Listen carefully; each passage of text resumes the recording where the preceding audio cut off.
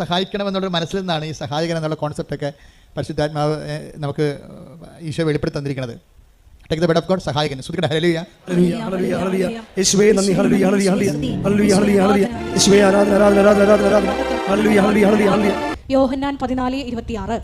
യോഹന്നാൻ 14:26. എന്നാൽ എന്റെ നാമത്തിൽ പിതാവ് അയക്കുന്ന സഹായകനായ പരിശുദ്ധാത്മാവ് എല്ലാ കാര്യങ്ങളും നിങ്ങളെ പഠിപ്പിക്കുകയും ഞാൻ നിങ്ങളോട് പറഞ്ഞിട്ടുള്ളതെല്ലാം നിങ്ങളെ അനുസ്മരിപ്പിക്കുകയും ചെയ്യും. ബേസിക് ആയിട്ട് ദൈവത്തിന്റെ ആത്മാവിന്റെ ജോലി എന്താണ്? നമ്മളെ സഹായിക്കുകയാണ്.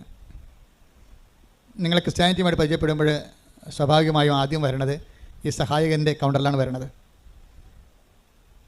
കർത്താവിൻ്റെ മൗലികമായ ദൈവത്തിൻ്റെ മൗലികമായ പ്രവർത്തനങ്ങളെ അടിസ്ഥാന പ്രവർത്തനങ്ങൾ ഒന്നാണ് സഹായം. അമ്മയിലൂടെ പോലും നമുക്ക് കിട്ടുന്ന സഹായങ്ങളെ ദൈവത്തിൻ്റെ പൊതു നിലപാടിൻ്റെ ഭാഗമായിട്ടാണ്. നമ്മളൊരു പ്രത്യേക പ്രയാസത്തിൽ വീണ് കഴിഞ്ഞാൽ ദൈവം നമ്മളെ സഹായിക്കും. അത് ഇസ്രയേലിൻ്റെ ഒരു അനുഭവമാണ്. ഇസ്രയേലിന് യഹൂദന്മാർക്ക് അവരാണല്ലോ ഈ വെളിപാടിൻ്റെ ആദ്യത്തെ ആൾക്കാർ.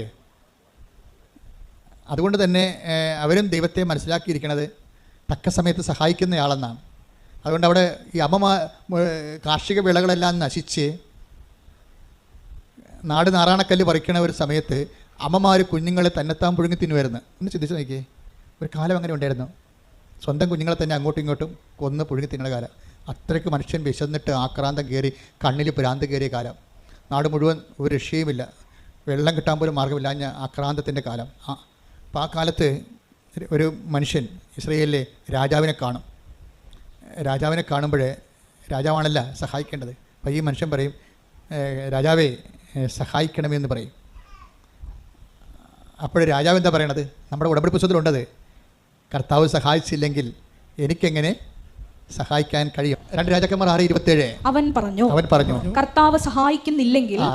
രാജാവ് പറഞ്ഞു, ഇതാണ് പറഞ്ഞത്, കർത്താവ് സഹായിക്കുന്നില്ലെങ്കിൽ എനിക്കെങ്ങനെ കഴിയും? ഇപ്പം നമ്മൾ സർക്കാർ നിസ്സഹായമായി നിൽക്കുന്ന സമയമുണ്ട്.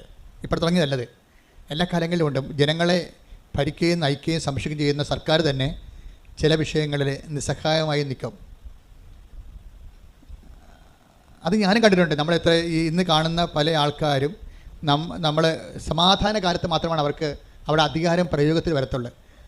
പക്ഷേ നമുക്ക് സമാധാന കാലത്ത് വലിയ അധികാര സഹായങ്ങൾ ആവശ്യമില്ലതാനും. അതാണ് രസം.